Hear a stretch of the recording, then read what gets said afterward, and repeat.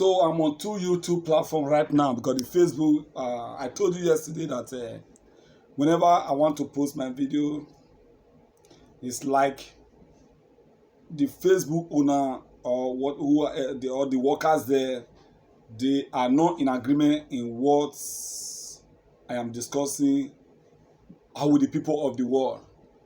I am not discussing violence. I'm not supporting violence. I'm not aiding violence. I'm not aiding terrorism.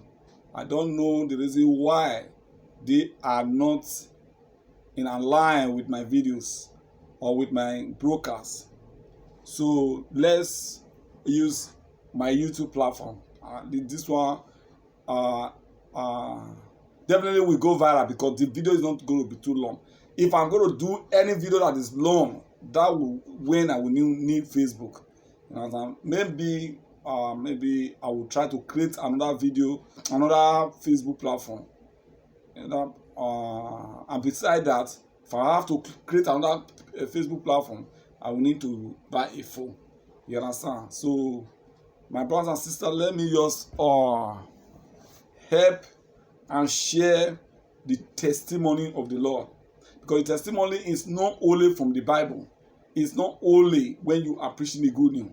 There are some certain things you need to put in positions so that people who think that they are doing right should know that they are not right, but rather they are doing evil. Yesterday, I told you about the problem of Nigeria. All started for Fulanis and the ibos. So, and they did not agree. So I can see a lot of comments yesterday. But notwithstanding, I will continue to say the truth. There was a time ago we heard, okay, but let me say before we begin, let's pray for God to give us a spirit of communication so that people that I will communicate today, they will be able to understand me as well. You understand? So, my brothers and sisters, in the name of our Lord Jesus Christ, we commit everything we are going to do here today into your hand. Give me the spirit of communication and give the people that will listen to me the spirit of understanding and the spirit of learning and the spirit of even change from their evil way. We pray in the name of our Lord Jesus Christ. Amen. So let's get it started. Yesterday I told you about Fulani and the ibos. They are the major problem we have in Nigeria. You look at the situation of Russia now. Russia, they said that because their neighbor, even more or less their brother or sister, they are trying to make a friend with the people they regard as an enemy. That is the reason why they invaded Ukraine. Because now the rats wey dey house, now they tell the one wey dey outside say food dey house. So maybe Russia, on their own part, or the reason why, or the main reason why they invade Ukraine, you understand, might have been for the reason why they share to people that all the loopholes, definitely Ukraine will show the people the Russia regard as an enemy. That is number one. Number two, if they allow the people Russia regard as an enemy, maybe those people regarded him as an enemy also, and Ukraine allow them to match or to militarize Ukraine against the Russian population. So there will be no safe haven for Russia. So that is the reason why they put the president of Russia say he want to demilitarize Ukraine. You understand? So targeting all the military building or whatever. So you understand? So that is not the reason why I'm here. But the reason why I'm here is the problem of Nigeria. Especially for the Ibos and the Fulani. I'm also too much concerned about the Fulani. I'm concerned most about Igbo because Igbos, they are Christians. You understand? Although so many evil people are in the East, because we know many of them are ritualists before. Even they themselves that are innocent know that their brother involved in rituals higher than any other part of the region. Yes. The tiny ibos start to dey do ritual. Any other people that is doing Yahoo ritual today, they did not even know what the ritual is all about. It's just for you to compare a Benin man and a shaman. An average Benin man will not even know what charm is all about. But an average shaman definitely know what charm is all about.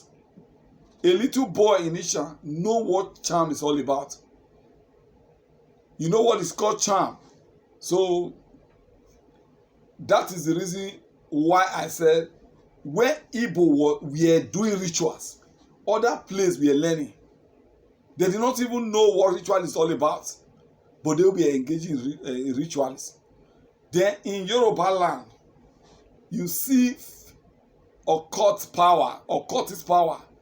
They believe in all this occultist, Ugboni, and whatever society they believe in their society in order for them to attain their power. They don't believe in their society to make wealth, but the Igbos believe in their society to make wealth. They belong to a secret society because they want to make wealth for themselves. You understand? But for the Yoruba, they belong to a secret society in order for them to remove anybody that is on their way when they are in the office. If they are second in command, mind you, that first in command will go out. If that person, if it is a Yoruba man and himself is a Yoruba man, maybe they will have lenience to themselves. But if not, they will be striking, because that one that is on the top, it is not easy that he get there. He must have done all whatever means to make sure say he get himself on that top. And the one that is the second in command, if he's a Yoruba man, so it is going to be a power tussle. You understand? That is the situation in the Yoruba land. Then for the north, it is not so rampant, but it is there also. But the way those people do their own, only one person will just be a ritualist. Then it will have so many servants, all the people in the region. In that region, all of them will come and be worshiping him. All of them will be in his house waiting for food to be given to them. Men of virtues who can work and earn their olive, who can make themselves a millionaire. They will be beggars in the hands of a ritualist who have collected their stars. That is how it does in the north. That is how they do their own in the north. But in the eastern part of Nigeria, only one person can be having money in the family. Then whenever at times, the first time they came out, the Ibos I'm talking about, when they want to do rituals, they will even use themselves to sacrifice themselves to make for the family, so that when they leave, their wife and children can enjoy the wealth. But it comes to a time they start using their parents and their brothers, their children, sister children, or whatever. You understand? So that is how it done there. Then for the Yorubas, they belong to secret society because of they want to attain some kind of position in their offices. You understand? So that is that for the Yorubas. So, but for the now other part of the country, like especially from Edo State, those one don't use a raw body. You understand? The ritual is the order of the day. You understand? Before you see any successful businessman in Benin now, if you check the data, maybe go open your eye to check the data spiritually, you will know that person belong to a secret society. The job will not be working like that. I know one man who also belong to a secret society in Benin.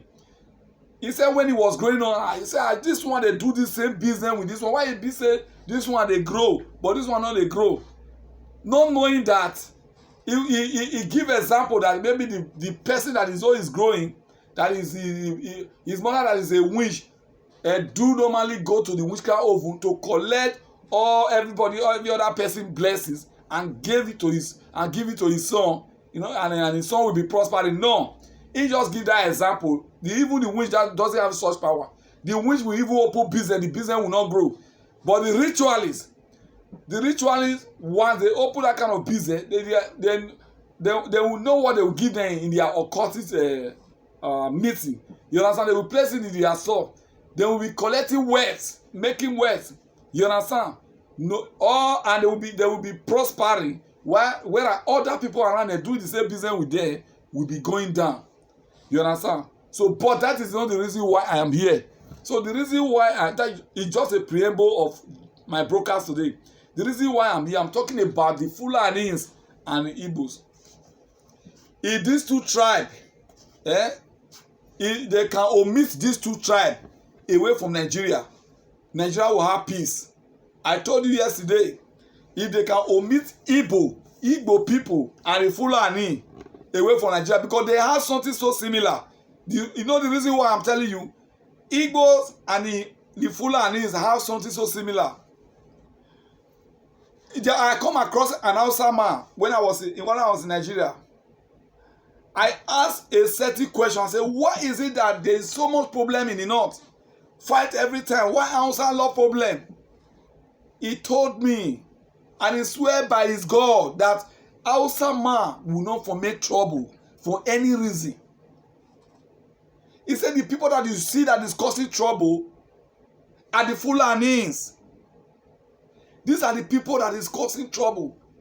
Those are the people that is want to inherit where they did not sow. They want to reap where they did not sow. They want to inherit other people's ancestral home, ancestral land, ancestral community. They want to inherit it by all means. Igbo also have similar characters. The reason why I'm saying it, because many a time they will come and they will say, no, we don't have such thing, we don't have such thing, we don't have character, we don't. Igbo will develop your state, Igbo will develop here, Igbo will develop there. Whenever they go to any village, they will develop it. Fine. Igbo will develop here, it will develop there.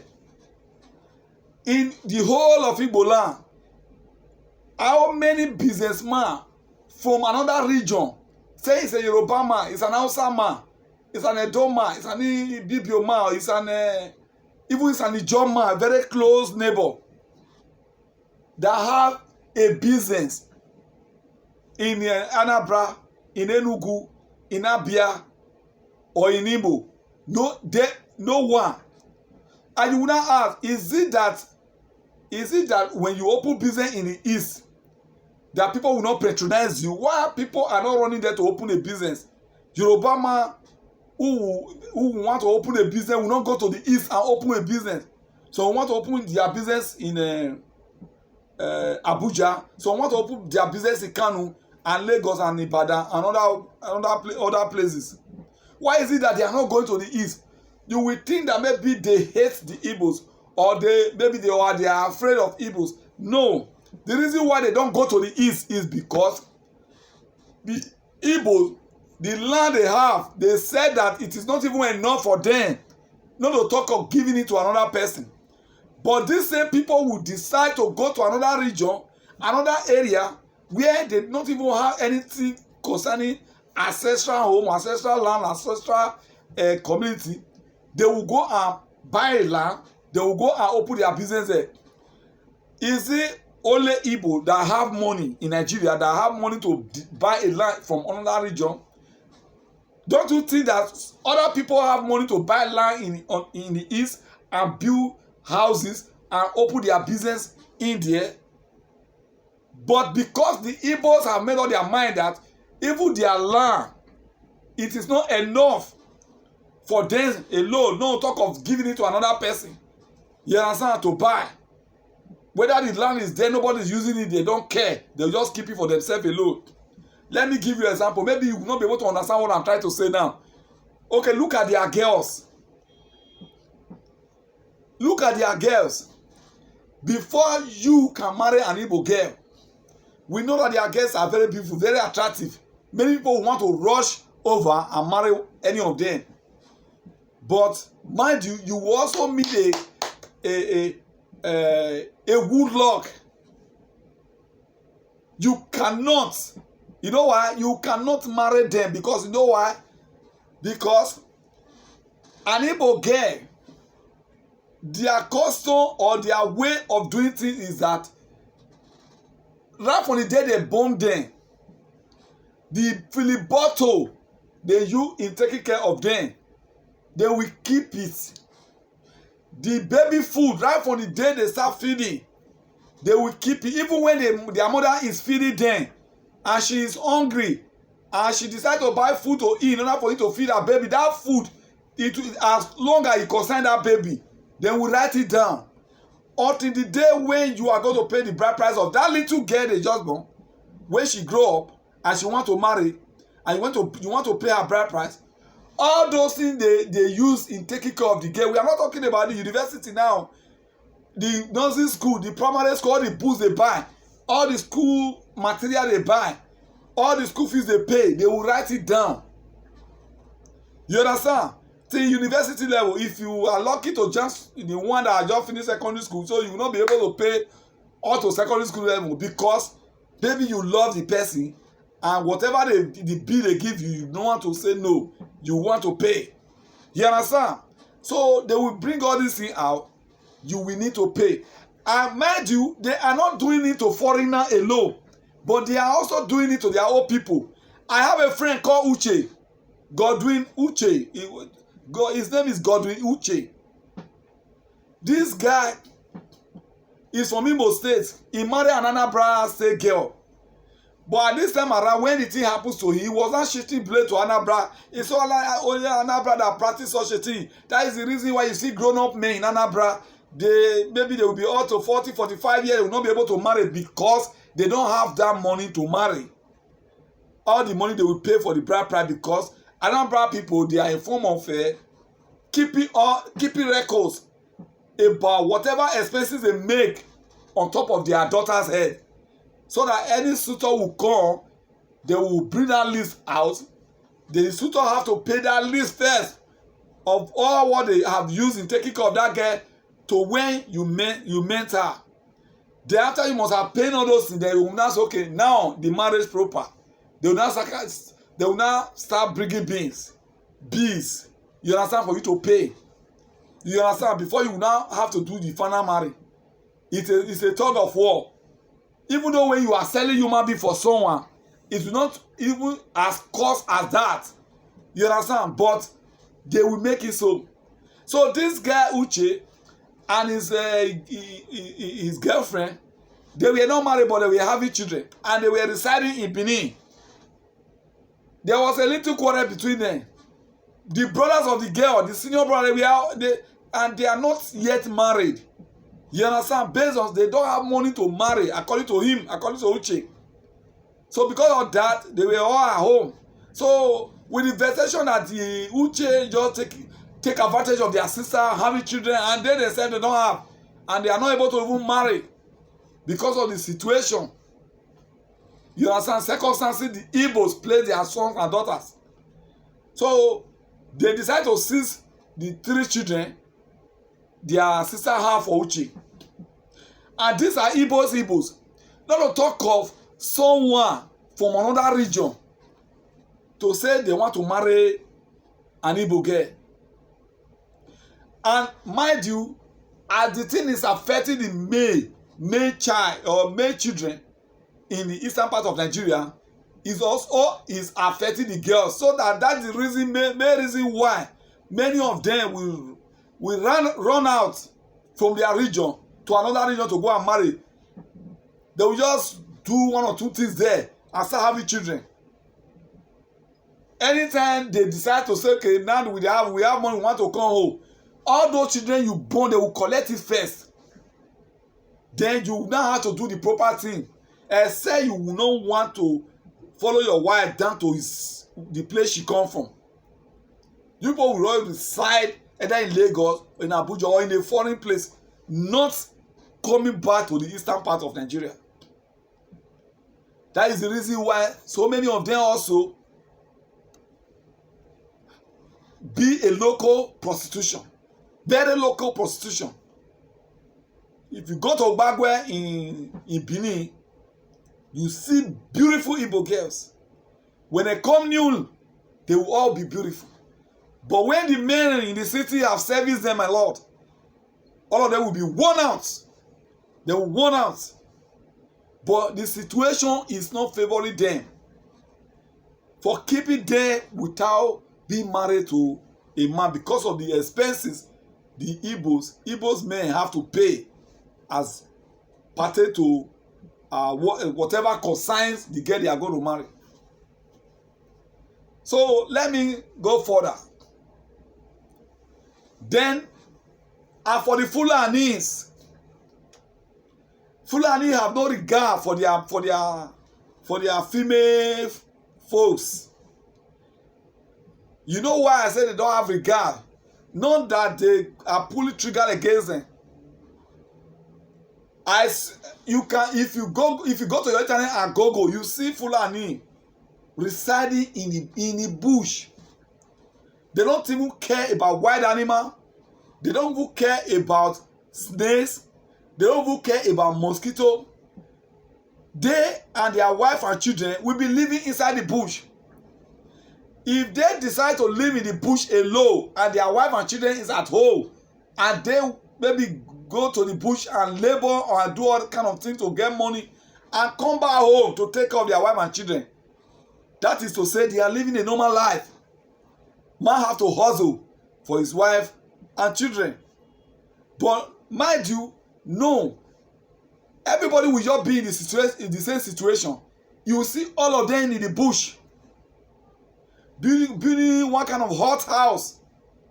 A woman giving birth to be inside the bush. He can give birth to 5 children in the bush. No proper upbringing for the children. Neither the wife have a good cares and then even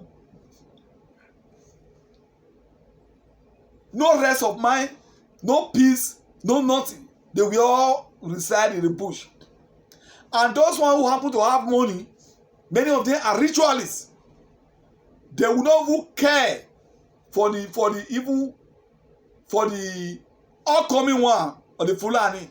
Rather than they will give them cow and give them AK-47 to go and be ready cow. They say, don't worry, if anything happen to you, we are behind you. We are how did they call them?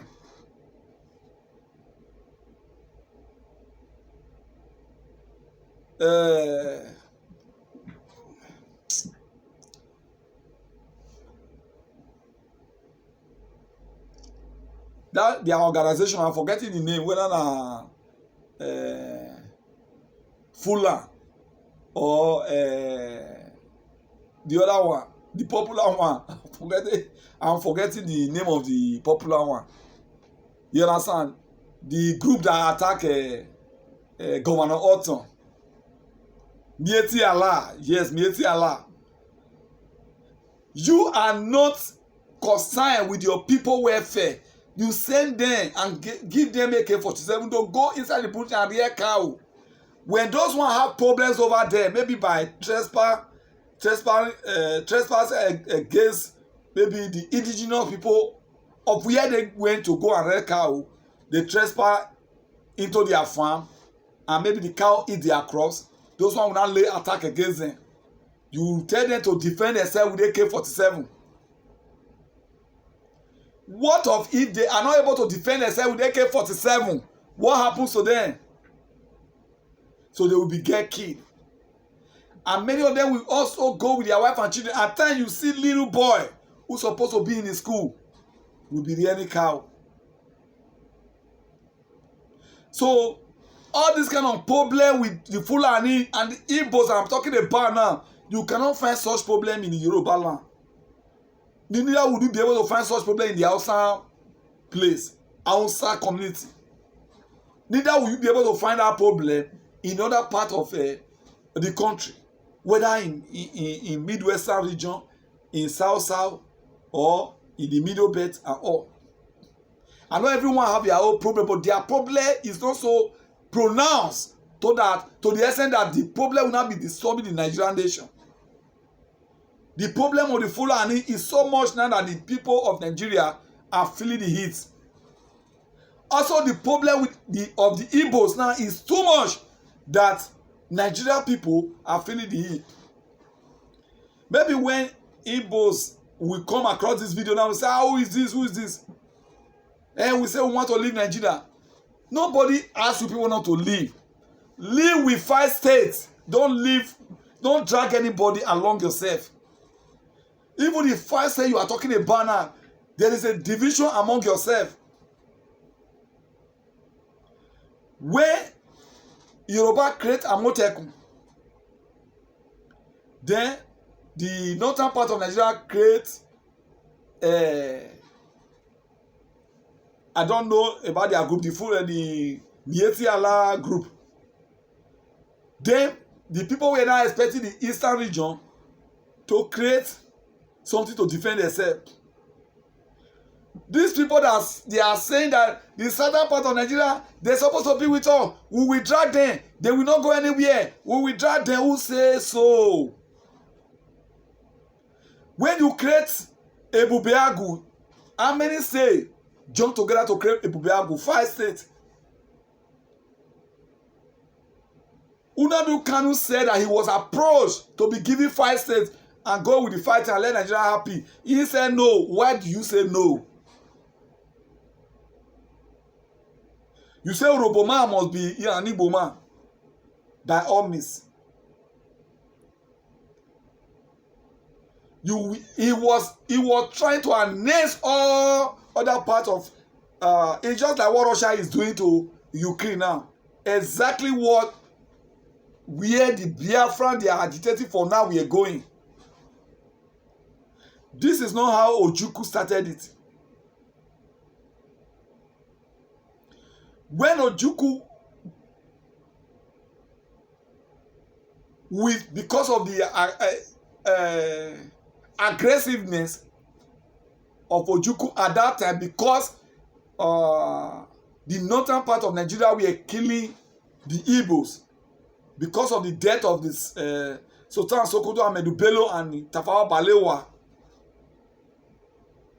Ojukwu decided to create the state of Biafra. Not only him alone, he called other people together.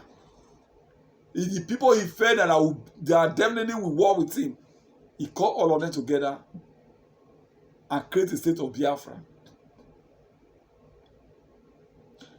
Only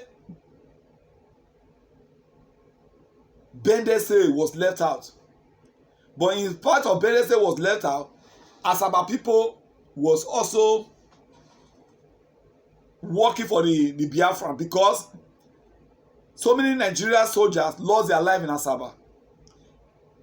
God they thought Asaba was not in line with the activities of the Biafra. So they decided to just lay cool over there, so that from there they'll be able to invade the eastern part of Nigeria, not knowing that the Asaba people were saboteurs to Nigeria, giving information to the Biafrans. But the time before they realize it, a lot of damages have been done. Many Nigerian soldiers have been killed. So that is the reason why there was a reprisal attack against the Asaba people. They suffered losses. They killed all their middlemen right from 16 years old to an elderly people, because they first of all sabotaged them, because they claimed they were Ibos. Fine. If you want to go with Asaba, you can always go. But the problem is that not every one of you agree together to create a state of Biafra now. Even within the IPOB, DOS, Samuel Ekpa, DOS themselves, they are after power. They want to take over power from Nnamdi Kanu, even when Nnamdi Kanu is still very much alive.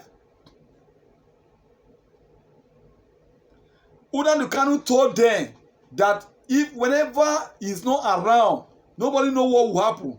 If death or imprisonment, or he decides to run to exile, the person that will be broadcasting from Radio Biafra in London will be Samuel Ekpa. Immediately Nnamdi Kanu was arrested, they allowed that guy to go for a little. Then after that guy must have broadcast like 2-3 times. They were all angry that Samuel Ekpa is not, he did not share blood. He did not swear an oath with his blood as an IPOB member. One would have expected that if you are an Igbo man, whether you know what IPOB is all about or you don't know, you're supposed to be an IPOB member. You know why? When during the time of civil war, then you see some Nigerian soldiers will be pursuing an Igbo man. Even if they get it, you will say, no, I don't know Ojukwu. I don't know who Ojukwu be. Now my why they do they go. Now my business and they do go. Who say you don't know Ojukwu? You know concern as long as you be Oyamiri.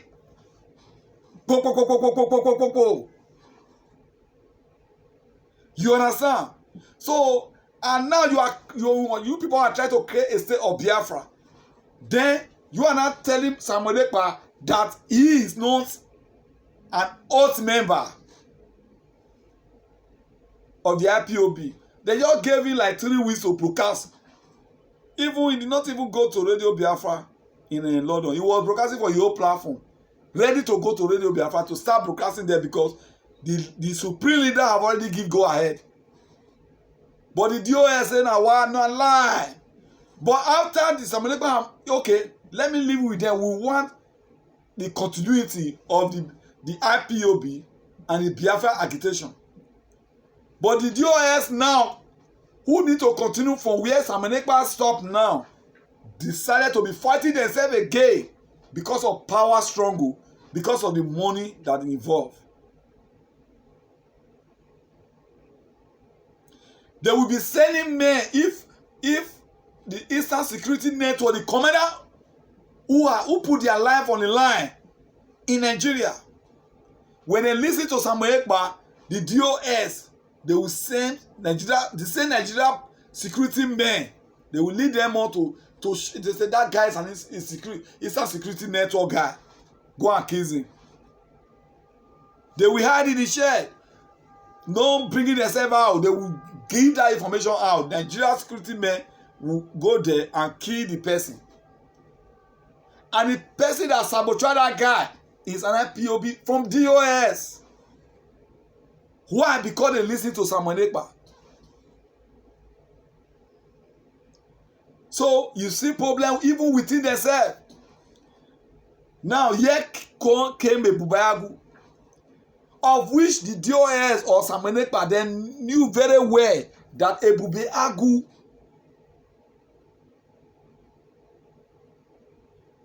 all the members of the Ebubeagwu are ibos. But notwithstanding, they still will pull it. The Eastern Security Network, under the watchful eye of the IPOB, you see them killing Ebubeagwu. Then, when Nigerian soldiers will come and kill the Eastern Security Network, then the leftover will now kill Ebubeagwu. Who is now losing? Is it not the eastern part of Nigeria? Is it not the Ibos? They are losing as well because they don't even know what they are fighting for. First, you divided against yourself. You say you want to create a state of Biafra. You want to fight against the Nigerian people. A house divided against itself cannot stand. You are not able to coordinate yourself, and you say you want to bring other people along, and you want to bring the South. The South must be there. The Benue State people must be there. The Idoma must be there. The Kogi, and we get them. Even the 5 states, you are not able to coordinate yourself to say this is what we stand for. The other time we heard that Nnamdi Kanu have been betrothed. Somebody else have taken over. And in any rumor, there is an element of truth. That thing is real. It's just because the way the people reacted, that's why they decide to hide again. Another day they will come in another form. When people face to react, they will just come and Nnamdi Kanu will be betrothed. Somebody else will take over. Even when he's still very alive in the prison suffering for his own people. Betrayal, saboteur. When Agu Ironsi took over power after the first coup headed by Kaduna Uzegu, the Ibos in Benin that time don't want to let people hear war, especially a place called forestry in Benin where they normally sell clothes and shoes. The Igbo owns all the store there, except this time around the Benin, the robots are start having store there now. You go there to go and buy shoes. Those men that were around that time, they will go there to go and buy shoe. Maybe you just like one shoe, you put your leg You come, I be like this shoe, but this shoe not concise me, it tight me small. Then you remove your leg. Don't you have the bigger side? It's already this shoe that I like here. If you did not see any other thing you like there, and that one you put your leg, and because it tight you don't want to buy, you must buy it. They will say you must buy it. You must buy it. When my brother is a head of state, you say you don't go buy my shoe. You don't put your leg. You forget say my brother is the head of state. He's the head of state of Nigeria, and you put your leg for my shoe. You say you don't go buy. If you know size, you keep your brother for house. You don't get a younger one. You go buy him. You go buy him. Elderly men in forest, you know how many matter they settle. They go settle matter. They go tire. No, you go buy him. Oh, my brother na head of state. My brother na head of state. Aguirosi. That is the reason why when immediately Aguirosi was key, many people celebrating the forestry that time because their eyes see pepper. Only a few times since months where Aguirosi take rule, Igbo want to beneath to their own. When Ojukwu declared the state of Biafra, there was a man in my village called Joki. I have many a time I've tell you story. Joki is an Igbo man. He married to wife. Was having 2504. For stronger matter, they are very industrial. Igbo people, they are very industrial. That is what the world know them for. But other things that follow swallow that industrial activity they have, as God bless it for them. Because they like violence. Killing themselves for nothing. So, when Ojukwu declared a state of Biafra, Joki, instead of going to the eastern part of Nigeria with his wife and children, he decided to stay behind. The two wives and the children said they should go home. He will stay here because before then, he has successfully buy rubber plantation for almost half of the villagers. And the people that refused to sell for him, he told them, if Ojukwu win the war, I will claim all those land by force. As long as you people refuse to sell those rubber plantation for me, I will claim it. He was warning them before the war started. And the people he was even warning who refused to sell their property for him, we are not the one who even sabotaged him. Even the people that sold their rubber plantation for him, we are the one who sabotaged him. One of them, his name is Michael. I even grow up to meet that man. With one other guy, but I didn't grow up to meet that man. They sabotaged him. And they were very close friends. Now those one first said their plantation. When the other say, okay, you want to buy plantation. Now those one first said their say before that come they sell for them. But those one were the first people, the two men were the first people that sell for him. So for those their normal plantation for him. And they were the ones who betrayed him. They went to go and invite Nigerian soldiers from roadside. Because the man was living in the camp very close to the river. So Nigerian soldiers now asked those two men to go inside the hut or the house and meet the Joki. I saw them, oh, my friend. Early this morning, you come to visit me? He said, yes. Then he was sharpening the cutlass. And he had a gun. He put the gun behind the door. Then he was sharpening the cutlass. He said, I'm about to go to farm. Then Michael told him, you are still sharpening cutlass. We came to visit you. Won't you give us drink? Now true, my friend. He carried cutlass. He put her down. As he was about to go to his room to go and bring hot, then Michael dive in. The other one hold him. Nigeria soldier, oh, Nigeria soldier. Nigeria soldier. No, soldier don't come. They say make the man they use him hand they dig hole where they want bury him. He carry hole begin to dig ground. As they dig, I say, my friend, Michael, my friend, are you do me this? Michael, my friend, are you do me this? Michael, my friend, are you do me this? Before you know, they don't kill him. They say the soldier told the Michael to bury him. That was the end of Joki. In 504 rotting in the camp, in that Agor camp where in there, he refused to go home because he was having the mind that Ojukwu is going to win the war.